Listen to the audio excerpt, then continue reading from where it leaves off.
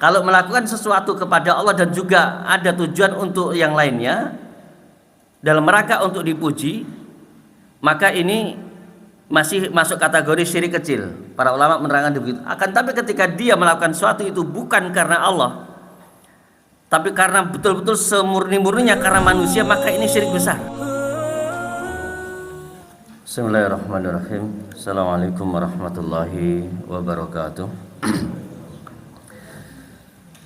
Innal hamdalillah nahmaduhu wa nasta'inuhu wa nastaghfiruh wa na'udzu billahi min shururi anfusina wa sayyiati a'malina. May yahdihillahu fala mudilla lahu wa may yudlilhu fala hadiyalah. Wa asyhadu an la ilaha illallah wahdahu la syarika lah wa asyhadu anna Muhammadan abduhu wa rasuluh. Qala Allah ta'ala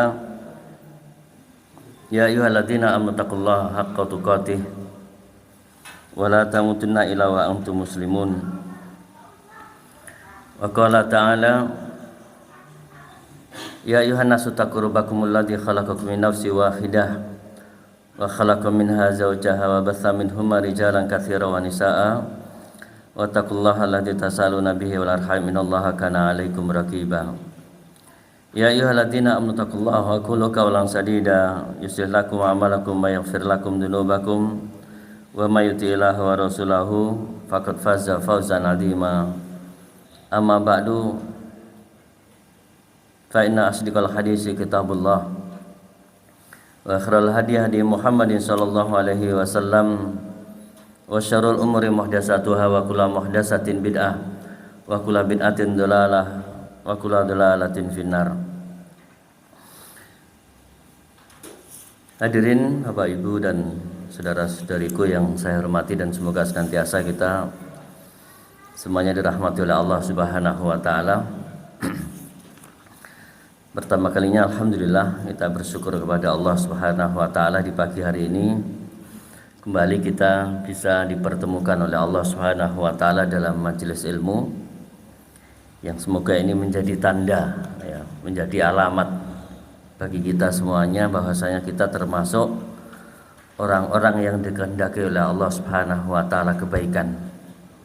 Karena Rasulullah sallallahu alaihi wasallam bersabda, "May yuridillahi bihi khairan yufaqihu fiddin."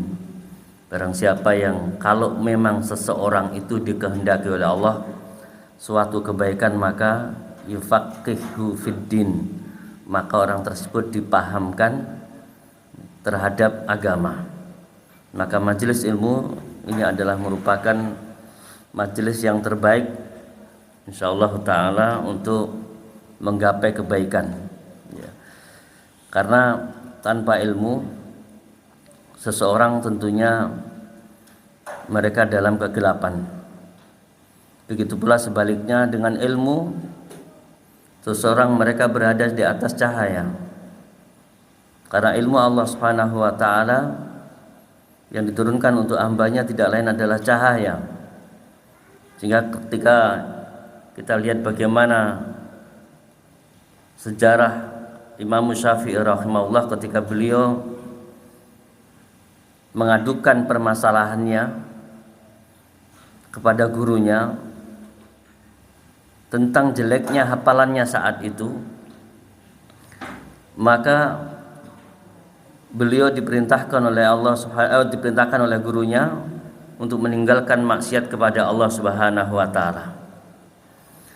Karena disebutkan oleh gurunya, al-ilmu nurun wa nurullah la yuhdi ilal asi. Ilmu Allah Subhanahu wa taala itu adalah cahaya dan cahaya itu tidak akan diberikan kepada pelaku maksiat. Ketika seseorang mereka di atas kejahilan, di atas kebodohan, ini adalah awal daripada kerusakan dan kemaksiatan kepada Allah Subhanahu wa taala ataupun kemaksiatan kepada sesama makhluk Allah. Jemaah yang saya hormati, materi untuk pagi hari ini adalah masih seputar tentang dari kitab kita Minhajul Muslim, permasalahan adab. Dan adab sebagaimana yang dulu pernah saya sampaikan, dari kitab ini, yang pertama dan paling utama atau wajib untuk kita tunaikan adalah adab kepada Sang Khalik, kepada Allah Subhanahu wa taala, dan ini yang paling harus kita tanamkan pada diri kita. Jangan sampai kita mungkin termasuk orang yang sangat kuat menjaga etika atau adab dalam pergaulan sesama makhluk Allah Subhanahu wa taala, terutama ini di lingkungan kita di antara orang-orang Jawa. Termasuk di dalam hal ini orang-orang Jawa mayoritas secara umum adalah termasuk masyarakat yang sangat menjaga dari sisi adab. Ini salah satu kebanggaan orang-orang Jawa. Akan tapi ketika mereka tidak mengindahkan, tidak memperhatikan dan mempedulikan terkait dengan adab kepada Sang Khalik, betapa baiknya akhlak atau berapa baiknya akhlak yang mereka miliki kepada sesama makhluk, tidak akan ada manfaat dan gunanya ketika mereka tidak beradab kepada Sang Khalik, pada Allah Subhanahu wa taala. Jamaah yang saya hormati, adapun rentetan sebagaimana dulu kita juga pernah sampaikan, adab yang pertama kita harus jaga adalah adab kepada Allah, adab kepada kalamnya yaitu Al-Qur'anul Karim. Kemudian yang ketiga adab kepada Rasulnya yaitu Nabi kita Muhammad SAW. Dan kemudian yang selanjutnya adab kepada diri sendiri, yang ini juga menjadi hal yang terpenting dalam menjaga adab. Terus kemudian yang selanjutnya baru di situ adab kepada seluruh makhluk, bisa meliputi orang tua, ibu bapak, kemudian saudara, kemudian juga tetangga, kemudian juga tetangga ini masih ada rinciannya, ada yang muslim, ada yang kafir, ada yang baik, ada yang zalim. Terus kemudian juga adab kepada hewan serta tumbuh-tumbuhan.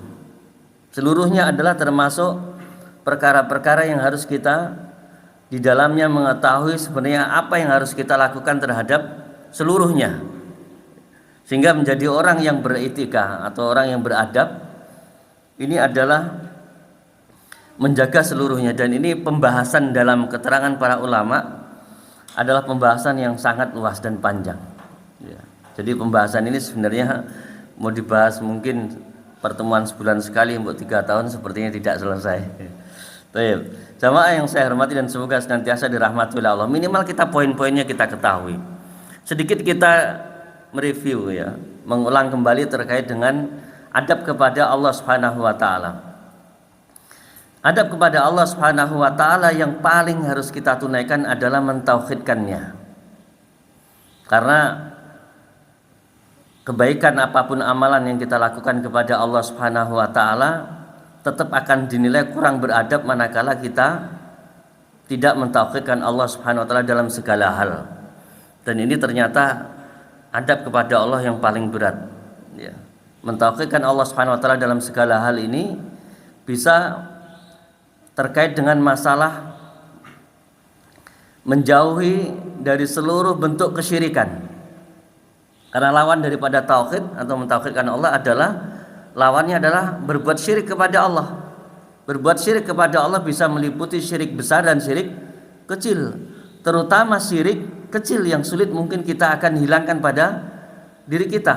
Karena kita husnudzon, orang-orang yang beriman, orang-orang yang telah mereka rajin menjalankan ibadah kepada Allah Subhanahu wa taala, kita bersangka baik bahwasanya mereka telah mentauhidkan Allah Subhanahu wa taala, tapi mungkin dalam hal tertentu mereka masih berbuat syirik kepada Allah, terutama syirik kecil. Maka ketika Rasulullah SAW pernah menyampaikan kepada para sahabatnya, akhafu ma akhwafu alaikumus syirkul asghar, kata beliau, sesuatu yang aku takutkan dan yang paling aku takutkan di antara kalian adalah berbuat syirik kecil. Maka ketika ditanyakan oleh para sahabat, wa ma syirkul asghar ya Rasulullah, apakah syirik kecil itu ya Rasulullah? Maka kata Rasulullah SAW, riya. Riya ini adalah melakukan suatu bukan karena Allah Subhanahu wa taala semata, maka ini syirik kecil. Melakukan sesuatu bukan karena Allah Subhanahu wa taala semata, masih ada tendensi embel-embel kepada makhluknya. Lalu bagaimana ketika melakukan sesuatu ini tidak kepada Allah, akan tapi malah justru semata-mata karena makhluk? Lihat, ini lebih parah lagi. Ini syirik besar. Kalau melakukan sesuatu kepada Allah dan juga ada tujuan untuk yang lainnya dalam rangka untuk dipuji, maka ini masih masuk kategori syirik kecil. Para ulama menerangkan begitu. Akan tapi ketika dia melakukan sesuatu itu bukan karena Allah, tapi karena betul-betul semurni-murninya karena manusia, maka ini syirik besar. Karena dia mengalihkan ibadah hanya kepada makhluk, bukan kepada Allah. Seharusnya ibadah hanya kepada Allah. Dia embel-embel kepada manusia yang di situ tidak diizinkan oleh Allah SWT dan Rasulnya, ini masuk kepada syirik kecil. Akan tapi betul-betul karena makhluk, ini adalah syirik besar. Karena kita juga sama-sama ketahui dalam surah Al-Fatihah, Allah SWT berfirman, iyyaka na'budu wa iyyaka nasta'in. Hanya kepada Engkau lah ya Allah kami beribadah, dan hanya kepada Engkau lah ya Allah kami memohon pertolongan. Ketika ini dialihkan kepada yang lainnya, kepada selain Allah, maka itulah masuk pada kategori syirik besar. Jadi kalau kita menduakan dalam hal yang itu hak Allah, misalkan Allah punya hak untuk paling dicintai, kemudian cinta kita ini kita alihkan kepada yang lainnya, maka ini syirik besar. Ketika semurni-murninya kita alihkan. Akan tapi kalau masih mencintai Allah dan mungkin mencintai yang lain, dan kadang-kadang malah mengalihkan yang lain, ini masih kategori syirik kecil. Maka dalam surat Allah Subhanahu wa taala berfirman, wa minan nasi may yattakhidhu min dunillahi andada yuhibbunahum ka hubbillah walladzina amanu asyaddu hubbalillah. Dan di antara manusia mereka yang biasa membuat tandingan bagi Allah. Maksudnya apa tandingan? Itu adalah membuat kesyirikan atau berlaku syirik. Mereka mencintai Allah dan juga mencintai yang lainnya sama. Yuhibbunahum ka hubbillah, mereka mencintai yang selain Allah sama seperti mencintai Allah, sama cintanya. Ini syirik. Mencintai Allah atau mencintai sesuatu sama dengan mencintai Allah, ini syirik. Adapun orang-orang yang murni imannya, yang tidak syirik adalah mereka asyaddu hubbalillah, mereka sangat cintanya kepada Allah. Jadi membagi cinta itu sama, mencintai manusia dan juga mencintai Allah itu sama, ini masih syirik. Kalau mencintai manusia seutuhnya, malah dia mengalahkan cintanya kepada Allah, ini syirik besar. Syirik besar. Karena apa? Karena orang-orang yang beriman sifatnya mereka asyaddu hubbalillah, mereka sangat cintanya kepada Allah. Jamaah yang saya hormati dan semoga senantiasa dirahmati oleh Allah, maka adab yang paling besar yang kita harus jaga adalah adab kepada Allah Subhanahu wa taala, yang ini tidak bisa kita tinggalkan sedikit pun. Terus kemudian diterangkan oleh para ulama, lawannya orang yang tidak beradab kepada Allah dalam kenyataan selain mereka membuat syirik kepada Allah dalam akidah, dalam perbuatan, dalam perkataan kadang-kadang. Apa ketika ditanyakan, maka para ulama diantaranya menjawab bahasanya bentuk tidak beradabnya seseorang kepada Allah, mereka adalah meninggalkan perintah Allah Subhanahu wa taala yang paling besar setelah bertauhid. Tauhid adalah asyhadu alla ilaha illallah wa asyhadu anna muhammadar rasulullah. Kemudian yang kedua adalah salat. Maka bentuk tidak beradabnya seseorang kepada Allah yang kedua adalah mereka tarkus shalah. Sedikit kita lihat dalam Quran surat Maryam ayat yang ke-59. Allah Subhanahu wa taala berfirman, fa khalafa min ba'dihim khalfa adaa'us shalah wattaba'u syahwat fasawfa yalqauna ghayya. Yang kurang lebih maknanya, ketika telah ditinggalkan generasi setelah mereka, yaitu generasi yang mereka adaa'us shalah, mereka orang-orang yang mengabaikan atau meninggalkan sholat, wattaba'u asyahwat, mereka kemudian lebih mengutamakan mengikuti nafsu syahwat. Fasawfa yalqauna ghayya, niscaya mereka akan termasuk orang-orang yang sesat, ya. Kecuali mereka orang-orang pada lanjutan ayatnya, itu pada ayat Maryam ayat 60-nya, kecuali mereka orang-orang yang beriman dan juga mereka orang-orang yang beramal soleh, ya. Jadi yang selamat dari kesesatan adalah mereka orang yang beriman dan yang beramal soleh. Dengan mereka tidak sholat, ini adalah salah satu bentuk mereka meninggalkan dosa yang sangat besar setelah mereka melakukan tindakan kesyirikan. Jadi dosa syirik yang paling besar, kemudian setelahnya adalah dosa meninggalkan sholat. Walaupun sholat ini sebagian ulama dalam kitab fikih mereka diterangkan bahwasanya sebagian berpendapat meninggalkan sholat dengan sengaja, muta'ammidan, maka ini bentuk kesyirikan atau kekufuran.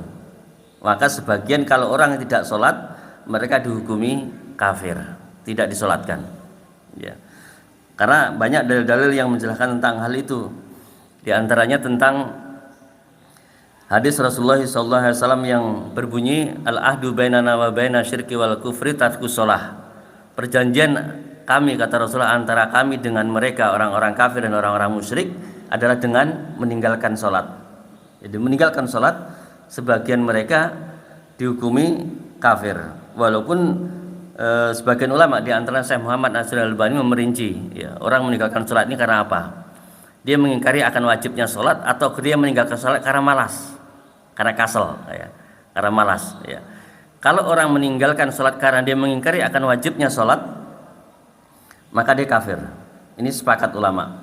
Akan tapi kalau dia meninggalkan sholat dengan mungkin faktor karena malas, ya ini masih ada rinciannya, nggak langsung bisa dihukumi mereka kafir. Karena tadi diantaranya alasannya sholat bukan termasuk salah satu bentuk tindakan kekafiran, ya. Karena yang berpendapat kalau sholat itu termasuk kekafiran, ya karena tadi perbedaan antara orang muslim dan orang kafir adalah dengan meninggalkan sholat. Maka dua pendapat ini sangat kuat, dan ini sampai sekarang tidak ketemukan mana yang kuat. Sebagian juga menguatkan tidak batal Islamnya, tapi sebagian tetap mengatakan batal Islamnya, ya. Akan tapi dari sisi ini berarti di antara kita untuk berhati-hati, tetap kita jangan sekali-kali tinggalkan sholat dengan sengaja, ya. Ketika kita lupa, ya kita sholat ketika kita ingat. Ketika kita tidur, ketika sholat, ya kita sholat ketika kita terbangun, ya. Seandainya kita misalkan sholat duhur tidak terlaksana karena kita tidur sebelum duhur dan kemudian bangun sudah asar, maka kita sholat duhur di waktu asar, dan kita tinggalkan sudah lewat itu. Akan tapi para ulama fikihnya menerangkan, ya dia lakukan ketika dia masih mampu untuk melakukan apa yang telah dia tinggalkan.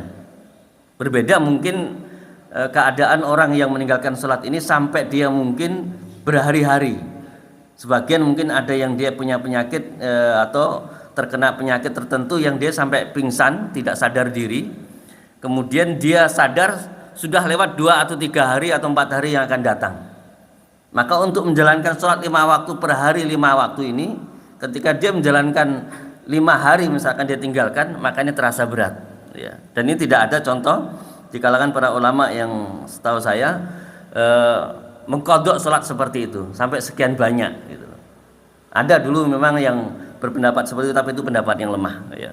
Orang meninggalkan sholat dia harus menyicil sholat yang dia tinggalkan. Kalau dia meninggalkan sholat itu sekian tahun, berarti dia harus nyicil per harinya sekian, dihitung sekian. Tapi ini tidak benar pendapat seperti itu, ya. Tapi kalau masih pada hari itu, ya, kita misalkan tadi saya katakan meninggalkan sholat duhur karena tertidur sampai kita bangun sudah asar, ya maka sholat duhurnya bisa kita kerjakan di waktu asar. Ya ini termasuk qadha juga, tapi qadha yang ini masih dalam kategori tidak memberatkan, nggak ada masyaqqah di situ sebenarnya, ya, seperti seorang yang kondisi musafir, ya.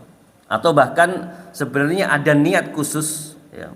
Kita ingin mengqadha sholat kalau ada hajat, ada keperluan yang mendesak, bukan safar, bukan sakit, bukan hujan, kita menjamak sholat sesekali boleh. Diterangkan oleh para ulama dalam fikih mereka, dalam hal ini boleh. Ya. Misalkan mungkin ada kesibukan sesuatu yang di situ khawatir kita nanti malah tertinggal sholat kita, maka kita jamak karena faktor hajat tertentu, maka ini diperbolehkan sesekali. Ya. Mungkin karena kita lagi nggak enak badan, lagi pas kondisi agak enak, kita langsung jamak sholat itu, ya zuhur dengan asar, maghrib dengan isya, dan ini para ulama membolehkan yang disebut dengan istilah ada hajat di situ. Jamaah yang saya hormati dan semoga senantiasa dirahmati oleh Allah, dan meninggalkan sholat ini katanya dengan maksiat selain syirik, ini adalah kemaksiatan kepada Allah yang paling besar. Meninggalkan sholat ini adalah kemaksiatan yang paling besar dibandingkan kemaksiatan seperti berjudi, minum khamr, bahkan dibandingkan termasuk dengan dosa zina. Maka meninggalkan sholat ini lebih besar. Karena sampai tadi di antara ulama memperselisihkan kaitannya dengan antara kufur atau tidak. Bukan masalah ini dosa besar atau bukan, tapi masalah kufur dan tidak. Berarti permasalahan yang juga paling besar. Ya. Katanya dengan dosa besar meninggalkan sholat ini sudah ulama nggak ada perbedaan. Semuanya sepakat meninggalkan sholat adalah termasuk dosa yang sangat besar. Ya. Akan tapi perbedaan di antara ulama kaitannya dengan masalah ini orang yang meninggalkan ini antara kufur atau tidaknya. Ya. Bukan masalah kecil atau besar dosa itu. Ini katanya dengan adab kepada Allah Subhanahu Wa Taala yang pertama harus kita juga tunaikan setelah kita mentauhidkan Allah Subhanahu Wa Taala. Jamaah yang saya hormati dan semoga senantiasa dirahmati oleh Allah Subhanahu Wa Taala, katanya dengan ini ada tanda-tanda kemunafikan memang orang yang meninggalkan sholat. Sebagaimana dalam hadis yang diriwayatkan oleh Imam Bukhari dan Imam Muslim, hadis dari Abu Hurairah radhiyallahu anhu, laisa salatu asqalu 'alal munafikin minal fajri wal isya walau ya'lamu ma fiha la tauhuma walau habwa. Seandainya di sini dalam hadis ini ya, tidak menerangkan tentang hal ini, maka ini menunjukkan permasalahan yang bukan besar. Tapi ini permasalahan besar karena apa? Sampai dikatakan oleh Rasulullah, bukanlah atau tidak ada sholat yang lebih berat bagi orang-orang munafik dibandingkan sholat fajar dan sholat isya. Tidak ada sholat ya, yang lebih berat bagi orang-orang munafik itu antara sholat fajar dan sholat isya. Karena sholat fajar dan sholat isya ini sholat yang paling berat terkait dengan masalah waktu. Ya. Orang-orang munafik itu biasa membuat sesuatu itu hanya untuk caper, cari perhatian, cari pujian. Dan pada saat sholat sholat subuh dan juga sholat isya ini untuk cari perhatian pada zaman dulu itu sulit. Beda dengan zaman sekarang mungkin masih bisa. Ya, selain sholat fajar dan sholat isya itu untuk cari perhatian. Karena apa? Karena sekarang lampu di mana-mana, di jalan-jalan sudah banyak lampu. Oh, si A itu lewat mau ke masjid itu kelihatan. Tapi kalau zaman dulu yang dikasih lampu kan hanya di masjidnya. Jalan ini jarang ada lampu karena apa? Ya, karena faktor belum ada listrik. Ya, ya ada memang mungkin sebagian dipasang lampu-lampu tradisional untuk menerangi jalan, tapi sangat terbatas. Ya, zaman dahulu. Sehingga untuk cari perhatian di waktu subuh dan di waktu isya ini sangat sulit karena itu waktu yang paling gelap. Di antara tiga waktu sholat yang lainnya seperti zuhur, asar tentunya terang. Begitulah maghrib masih agak remang-remang, masih kelihatan orang untuk cari perhatian. Maka kondisi seperti ini riya, ya, ini bagi orang-orang munafik sulit ya, untuk mendapatkan di sholat isya dan sholat subuh. Maka orang-orang munafik sangat berat untuk melakukannya. Maka kata Rasulullah sampai laisa sholatu asqalu, tidak ada sholat yang lebih berat alal munafikin bagi orang-orang munafik fi sholatil fajri wa sholatil isya. Ya, di situ. Jamaah yang saya hormati, walaupun sebenarnya meninggalkan sholat yang lain, ya, juga termasuk dosa besar. Ya, apalagi sholat isya dan sholat subuh ini sholat yang paling utama terkait dengan masalah kaitan dengan jamaah. Ya, kaitan dengan jamaah terutama kaum laki-laki. Jamaah yang saya hormati, kemudian di dalam hal ini ada catatan lagi tentang sholat asar. Ya, sholat asar ini sholat yang memang sangat mepet waktunya dan tanggung bagi orang-orang tertentu. Ya.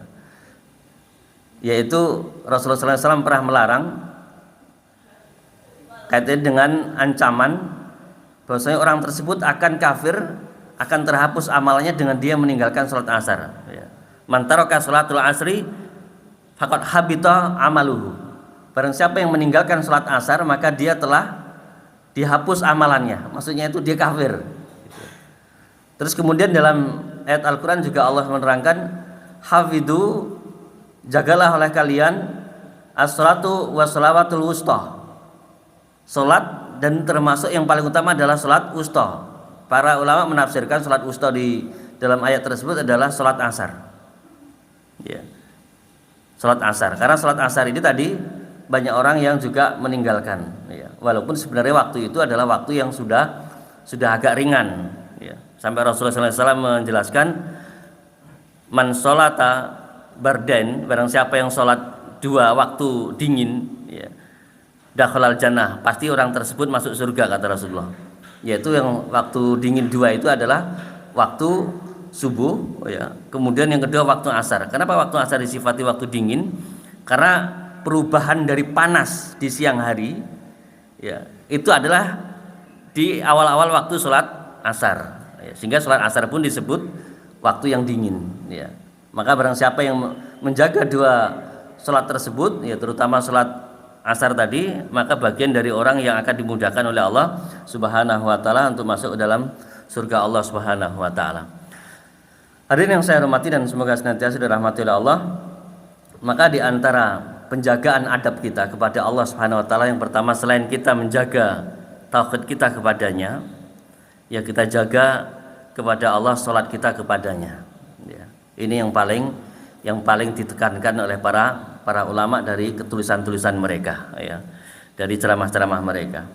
Karena kaitannya dengan masalah 2 tersebut, ini banyak di antara kaum muslimin yang mereka mengabaikan, terutama tadi sholat subuh dan sholat isya, ya. Karena sifat-sifat kemunafikan kita, ya, itu masih kadang-kadang muncul, ya. Karena apa? Kita itu masih condong senang dipuji, dan para ulama menerangkan atau riak tadi, senang dipuji tadi itu pangkal dari seluruh kerusakan, ya. Pangkal dari seluruh kerusakan. Ketika seorang mereka melakukan sesuatu karena hanya ingin dipuji, maka amalan tersebut hakikatnya hilang, ya. Hakikatnya hilang, tidak ada manfaatnya. Maka awal dari kerusakan ketika dia senang dipuji. Dan di sini adalah termasuk bagian dari riya yang paling parah, ya, yang paling parah. Dan senang dipuji ini adalah salah satu hal yang bisa mengalihkan kepada pujian kepada Allah. Kalau kita melihat dari keterangan para ulama, alhamdulillah, segala puji bagi Allah, dan memang pujian itu hanya mutlak asalnya bagi Allah, ya. Karena Allah Maha yang paling berhak untuk dipuji. Kalau kita mengambil hak Allah dari sisi itu, ya, maka ini bagian yang dilarang oleh Rasulullah SAW, yaitu senang dipuji. Yang harusnya suka dipuji adalah Allah Subhanahu wa taala, dan Allah Maha terpuji. Adapun kita sebenarnya makhluk yang hakikatnya adalah makhluk yang sangat hina, ya. Para ulama pun, ya, menerangkan tentang asal manusia itu ketika dia tidak pertama beriman kepada Allah, ya, dia tidak senantiasa menjalankan ketaatan kepada Allah, hakikatnya manusia itu hina, ya. Hakikatnya manusia itu hina, bahkan lebih hina daripada binatang, diterangkan oleh Al-Quran, ya. Balhum adol, mereka keadaannya lebih sesat, lebih hina maksudnya. Ya di situ karena manusia ini kadang-kadang ketika dia punya watak tidak seperti wataknya atau akhlak atau adabnya Rasulullah SAW, maka mereka itu seperti binatang, bahkan lebih kejam kalau dari sisi kejamnya, ya. Seorang ibu, seorang bapak, ya, terkadang dari sisi kekejamannya ini melebihi kejamnya binatang ini. Karena apa? Dia kadang-kadang rela membunuh anaknya hanya untuk kemaslahatan dirinya, dan ini banyak terjadi sampai anaknya dijadikan tumbal untuk kekayaannya, ya, atau untuk keselamatan dirinya, ya. Terus kemudian kita lihat bagaimana kejamnya, mungkin menurut kita kejam, ya, seperti binatang buas, harimau ataupun singa. Sekejam-kejamnya mereka menerkam mangsanya ini wajar, karena memang mereka makan harus makan daging. Mereka tidak bisa makan daun-daunan, mereka tidak bisa makan buah-buahan, ya. Akan tapi dia, binatang ini, sebuas apapun yang dia lakukan, ya, karena memang binatang ini disifati binatang buas yang dilarang dimakan, memang dilarang oleh kita manusia untuk memakannya. Dia tidak mungkin, ya, bahkan sangat sedikit terjadi mereka memakan anaknya.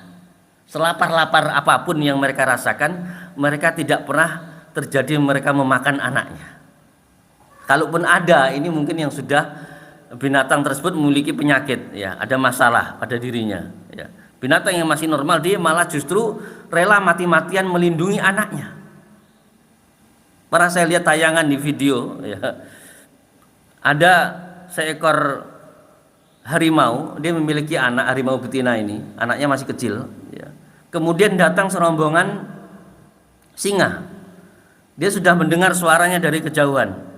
Lalu dia mengalihkan singa itu dengan dia lari, yang supaya singa-singa tadi mengejar dirinya. Dengan tujuan apa? Singa-singa tadi menjauh dari anaknya. Yang akhirnya apa? Anaknya selamat, tapi singa-singa tadi menerkam dirinya. Jadi rela dia mati diterkam oleh sekawanan singa tadi demi menyelamatkan anaknya. Ini justru yang dilakukan oleh binatang ini sangat mulia dari sisi itu.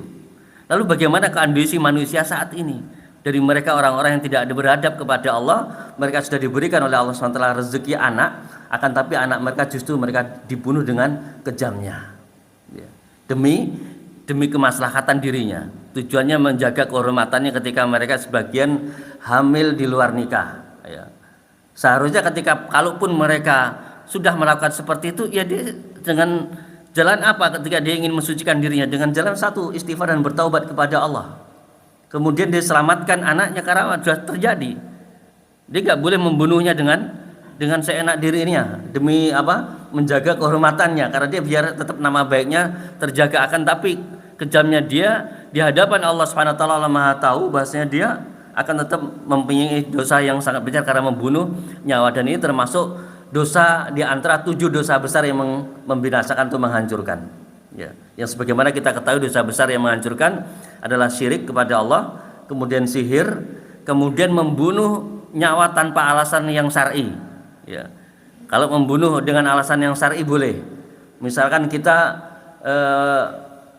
dirampok, kemudian perampok itu dalam rangka kita menyelamatkan keluarga kita membela, ya. Kemudian penjahat ini terbunuh oleh tangan kita. Lah ini bukan dosa, justru ini malah kita mendapat pahala karena menyelamatkan anak istri. Ini misalkan seperti itu. Atau mungkin seorang hakim, penguasa, dia membunuh seorang pembunuh, namanya kisos. Nah ini cara syar'i namanya.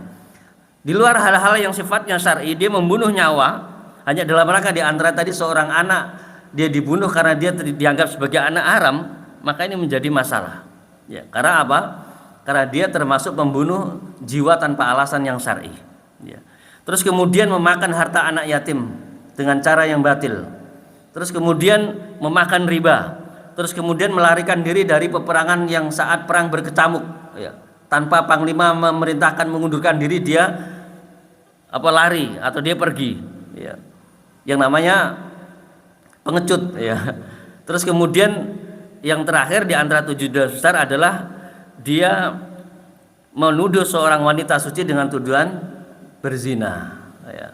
Ini pun ditambah lagi dosa besar yang lainnya yang disitu juga menghancurkan dan bahkan akan disegerakan hukumannya. Di antaranya adalah tambahan dalam hadis yang lain adalah uququl walidaini, ya, yaitu durhaka kepada kedua orang tua, termasuk itu.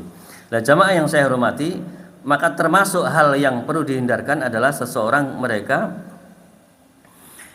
hanya dalam rangka untuk mencari pujian, mereka melakukan kekejaman atau mereka meninggalkan amalan soleh. Dan ini bagian dari adab yang sangat ditekankan oleh para ulama untuk kita jaga, ya.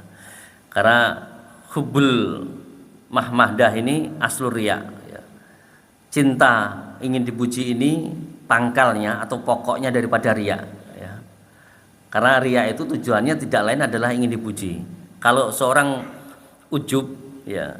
Dia juga sama ingin dipuji, tapi mungkin dia tidak menghinakan orang lain karena dia hanya membanggakan kebaikannya. Tapi kalau orang kiber, sombong, ya, itu berbeda sedikit karena apa? Selain dia membanggakan dirinya, dia juga menghinakan orang lain. Ini perbedaan antara ujub dengan kiber, ya. Yang ini dua-duanya tetap tidak boleh bagi seorang muslim. Sebisa mungkin kita tepiskan, ya, kita hilangkan dari diri kita. Karena kadang-kadang sifat-sifat ini masih terus menggelayut pada diri kita, karena ini sifat yang dimiliki oleh iblis dan berusaha untuk diadopsikan kepada anak cucu Adam, ya. Jamaah yang saya hormati dan semoga senantiasa dirahmati oleh Allah Subhanahu wa taala, maka jalan terbaik untuk kita menyelamatkan diri dari kurang adabnya kita kepada Allah, ya, pertama kita jaga tauhid kita kepada Allah, ya.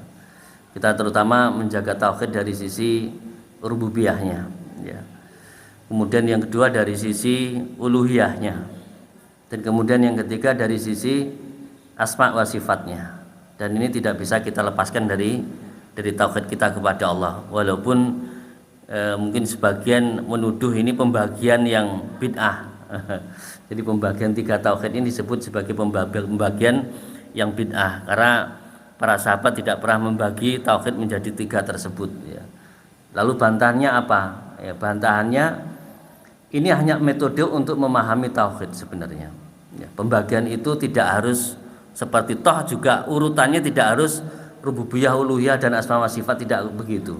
Di dalam surah Al-Fatihah ini intinya Al-Qur'an.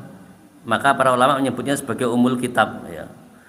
Kalau Alkitab atau Al-Qur'an secara utuh itu seluruhnya adalah tauhid, karena tujuan diutusnya para rasul itu, termasuk Rasul kita Muhammad SAW, adalah untuk menyerukan mentauhidkan Allah.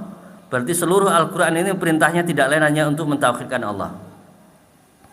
Kalau begitu ketika umul kitabnya di surah Al-Fatihah, berarti seluruh tauhid yang ada dalam seluruh Al-Quran itu ada di surah Al-Fatihah. Dan di surah Al-Fatihah ini tidak lain di dalamnya adalah ketiga tauhid tersebut ditambahkan lagi tauhid kepada Rasulullah, ya. Yang dulu pernah saya sampaikan, ya, tauhid asma wa sifat di ayat-ayat awal, Bismillahirrahmanirrahim, ya. Kemudian di tauhid yang kedua, Alhamdulillahirabbil alamin, yaitu segala puji bagi Allah. Ini berarti tauhid Rabb, ya, Rabbil alamin, ya, rububiyah. Kemudian tauhid selanjutnya di ayat yang kelima, tauhid uluhiyah, yaitu Iyyaka na'budu wa iyyaka nasta'in. Dan ini ringkasan dari seluruh tauhid, ya. Jamaah yang saya hormati, maka ini hanya metode untuk memahaminya. Tapi kita tidak bisa lari dari ketiga tauhid tersebut. Ketika ingin tauhidnya itu benar, lurus. Seseorang nggak bisa dia memahami tauhid dengan sendirinya tanpa penjelasan ulama, dan ulama ini menjelaskan dalam rangka untuk memudahkan memahaminya, ya. Kalau semua pembagian ini dikatakan bid'ah, ya, lalu bagaimana kita akan bisa memahami Al-Quran dengan benar tanpa penjelasan ulama juga? Kitab-kitab tafsir para ulama ini semuanya bisa dikatakan kalau dari sisi itu bid'ah, berarti ini juga bid'ah. Karena apa? Para sahabat dulu mereka tidak pernah menciptakan kitab tafsir. Walaupun sebenarnya di kalangan para sahabat ini ada ahli tafsir, tapi belum ada kitab tafsirnya Ibnu Abbas. Nggak ada judulnya, nggak ada, ya. Tapi ulama-ulama generasi setelahnya ini mereka menulis dengan judul-judul kitab tafsir mereka dalam mereka untuk memudahkan memahami Al-Quran. Dan ini bukan bagian dari bid'ah. Dan ini kalaupun bid'ah secara bahasa, ya bid'ah itu maksudnya adalah perkara yang baru dari sisi bahasa, iya benar, ya. Dari sisi bahasa tidak ada masalah kalau itu katakan bid'ah. Tapi bid'ah yang dimaksud bid'ah yang menodai kemurnian Islam ini bukan, insya Allah, ya, karena metode saja. Seperti pembuatan kitab nahwu dan sorof, ya, untuk mempelajari bahasa Arab, ya. Ya ini termasuk bid'ah, karena dulu para sahabat mengajarkan bahasa Arab kepada sahabatnya yang lain tidak dengan kitab nahwu dan sorof, ya. Tapi apa? Karena bahasa Arab mereka sudah lurus, kan begitu. Begitu pula terkait dengan masalah tauhid tadi, ya. Kalau tauhidnya para sahabat dulu sudah lurus, tanpa diperinci pun sudah benar mereka, gitu. Nah orang sekarang masalahnya begini, mengatakan saya bertauhid, ternyata tauhidnya mayoritas saat ini orang baru sampai tauhid rububiyah, yaitu meyakini Allah sebagai Tuhan, meyakini Allah sebagai pemberi rezeki, meyakini Allah yang mengatur alam ini. Sebatas itu. Belum mereka menetapkan ibadah hanya kepada Allah. Yang ini adalah sebenarnya intinya tauhid. Kalau mereka meyakini Allah sebagai Tuhan mereka, meyakini Allah sebagai pemberi rezeki mereka, yang mengatur mereka, tapi mereka tidak sembah murni kepada Allah, berarti mereka masih bisa katakan kurang adab. Seharusnya ketika mereka meyakini Allah sebagai pencipta mereka, yang mengatur mereka, yang memberi rezeki mereka, harusnya ibadah hanya kepada Allah. Baru ini tauhid yang secara benar. Dan ini inti daripada tauhid yang disampaikan oleh Rasulullah SAW, yaitu la ilaha illallah. Kalau kita melihat dari keterangan hadis Rasulullah SAW, la taqumus saah, ya, tidak akan terjadi hari kiamat hatta la yuqal Allah Allah, ya. Tidak dikatakan lagi di muka bumi ini, fil ardi, Allah Allah. Kalau sudah tidak lagi tersebut Allah Allah dalam riwayat Muslim, dalam riwayat Ahmad disebutkan la yuqal la ilaha illallah. Kalau tidak tersebut lagi di muka bumi ini, maka akan terjadi hari kiamat.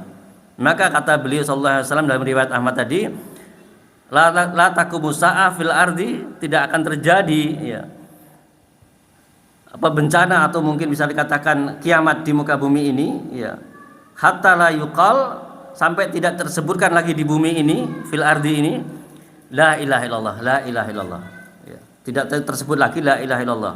Maka ketika ada sebutan la ilaha illallah, kumandang adzan, la ilaha illallah dalam salat kita, la ilaha illallah dalam zikir kita, ini bagian dari penunda kiamat kubro, kiamat besar. Berarti intinya apa? Kalau dengan demikian, kesimpulannya apa? Orang-orang yang tidak mentauhidkan Allah, itu hakikatnya mereka hidup saat ini, mereka numpang dengan kita orang-orang yang beriman. Karena kalau sudah tidak ada lagi orang-orang yang bertauhid kepada Allah, maka kiamat akan terjadi. Sehingga dalam keterangan yang lain ditegaskan lagi bahwasanya la taqumus sa'a hatta israsun sararun nas, tidak akan terjadi hari kiamat kecuali manusia ini yang tersisa adalah manusia-manusia yang buruk. Manusia yang paling buruk, manusia yang tidak punya adab, yang tidak berakhlak kepada Allah, adalah mereka orang-orang yang syirik kepada Allah. Ini yang paling buruk tentunya. Seburuk-buruk makhluk tidak lain adalah orang-orang yang syirik kepada Allah dan kufur kepada Allah. Dari mana dalilnya Ustaz? Banyak disebutkan, di antaranya dalam surat Al-Bayyinah ayat yang ke-6. Bahasanya apa? Allah Subhanahu wa taala berfirman, innal ladzina kafaru min ahlil kitab wal musyrikin, ya. Orang-orang yang kafir dari kalangan ahlul kitab dan orang-orang musyrikin, mereka finari jahannam khalidina fiha, mereka berada di neraka jahanam dan kekal. Ulaika hum syarrul bariyah, dan mereka seburuk-buruk makhluk. Dari sisi adab, dari sisi akhlak, dari sisi yang lainnya pun mereka juga buruk, orang-orang yang mereka syirik kepada Allah. Sekarang kalau ditanya apakah mereka adab sesama makhluk selalu buruk, tidak. Orang-orang ahlul kitab ini kadang-kadang mereka ukhuwahnya kuat, persaudaraan di antara mereka kuat, ya. Apakah dari sisi buruk? Enggak. Ini bagian dari akhlak yang mulia, menjaga persaudaraan, bersatuan. Akan tapi ketika mereka tidak berakhlak kepada Allah, maka tetap mereka akan menjadi manusia yang terburuk, ya. Terutama dari sisi tadi iman dan tauhid kepada Allah Subhanahu wa taala. Nah, jamaah yang saya hormati, mungkin demikian yang bisa kita sampaikan kajian pada pagi hari ini untuk mulai pembahasan kitab Minhajul Muslim, yang insya Allah kita akan lanjutkan pada kesempatan yang akan datang. Dan ini bagian dari pembahasan adab, ya, dalam permasalahan hak kita kepada sesama, ya, yang kita juga harus saling menjaga, ya, terutama tadi kepada Allah Subhanahu wa taala yang tidak bisa kita tindakan sedikit pun, terutama dalam mentauhidkan, dalam menjalankan sholat juga kepada Allah Subhanahu wa taala. Nah, mungkin itu aja yang bisa saya sampaikan. Kita tutup kajian pagi hari ini dengan doa kafaratul majlis. Subhanallah bihamdika asyhadu an la ilaha illa anta astaghfiruka wa atubu ilaik. Wassalamualaikum warahmatullahi wabarakatuh.